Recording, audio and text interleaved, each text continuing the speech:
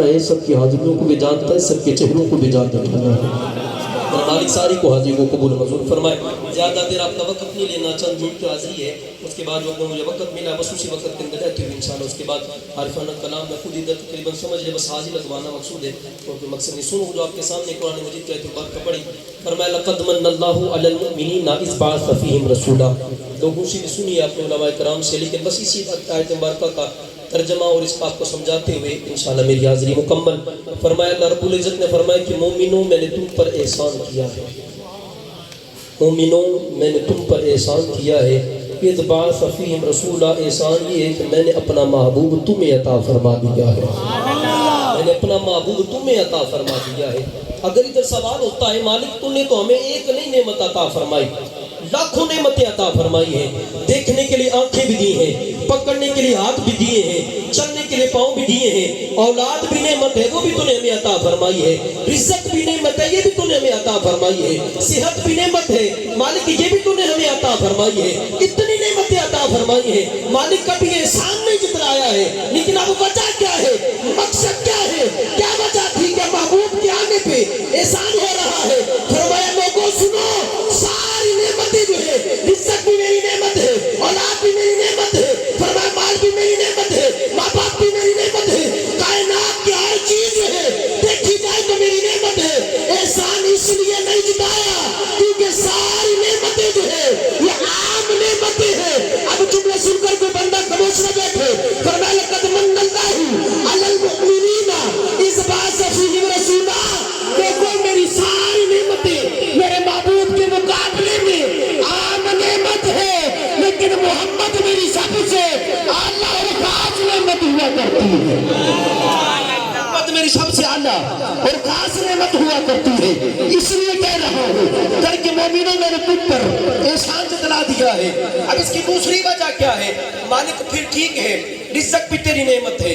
اولاد بھی تیری نعمت ہے، فرمایا مالک یہ سارا کچھ تیری نعمتوں کے اندر آ جاتا ہے، لیکن مالک پہلے تو نے کبھی احسان نہیں جتلایا، لیکن محبوب کے آنے پہ احسان جتلایا ہے۔ اب جملے سنیے گا، فرمایا گیا کہ لوگوں ہر نعمت کو فنا حاصل ہے، ہر نعمت کو فنا حاصل ہے، یعنی اگر رزق ہے کبھی ایسا وقت آئے گا ختم ہو جائے گا، صحت ہے کبھی ایسا وقت آئے گا ختم ہو جائے گی، اولاد ہے کبھی ایسا وقت آئے گا اولاد بھی جو ہے ختم ہو جائے گی، لیکن یہ جتنی بھی نعمتیں ہیں فرمایا یہ جو ہے فرمایا گیا ان کو فانی یعنی تقریباً ان کو فنا حاصل ہے، لیکن جب باری آئی زہرا کے بابا کی، جب باری آئی حسنین کریمین کے نانا کی، جب باری آئی ابو بکر عمر عثمان و علی کے آقا کی، رب کے محبوب کی، دانے غیوب کی، والد کون و مکہ کی، پھر قانون بدل گئے، ضابطے بدل گئے۔ فرمایا لوگوں میں نے پہلے ساری نعمتوں پر احسان اس لیے نہیں جتایا ہے کیونکہ ساری نعمتوں کو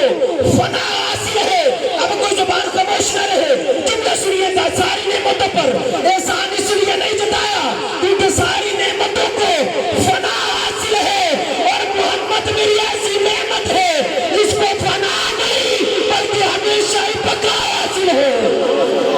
کبھی بھی فنا حاصل نہیں بلکہ ہمیشہ ہی بقا حاصل ہوا کرتی ہے۔ فرمایا اس لیے کہہ رہا ہوں مومنوں میں نے تم پر احسان کیا ہے، اس لیے کہتا ہوں مومنوں میں نے تم پر احسان کیا ہے۔ اس کی تیسری وجہ بھی سنیے گا، تیسری وجہ کیا ہے کہ جس کی وجہ میں فرما دیا کہ مومنوں میں نے تم پر احسان کیا ہے۔ فرمایا ہر نعمت کے اندر کمی ممکن ہے، ہر نعمت کے اندر کمی ممکن ہے، یعنی اگر رزق ہے تو کبھی ایسا وقت آئے گا فرمایا کم ہو جایا کرے گا، فرمایا کبھی ایسا بھی منظر آئے گا کہ فرمایا کہ رزق اولاد ہے، اگر 2 بیٹے ہیں تو ایک میں اپنے پاس بلا لیا کروں گا، کبھی ایسا وقت آ جایا کرے گا اگر صحت نعمت ہے تو کبھی دوں گا کبھی اس کو چھین لیا کروں گا، ساری نعمتیں ہیں۔ فرمایا اس کے بعد اس کے اندر کمی بھی ممکن ہے، لیکن جب باری آئی زہرا کے بابا کی، جب باری آئی حسنین کریمین کے نانا کی، جب باری آئی ابو بکر عمر عثمان و علی کے آقا بھی، پھر قانون بدل گئے، ضابطے بدل گئے، پھر فرمایا کہ لوگوں ہر نعمت کے اندر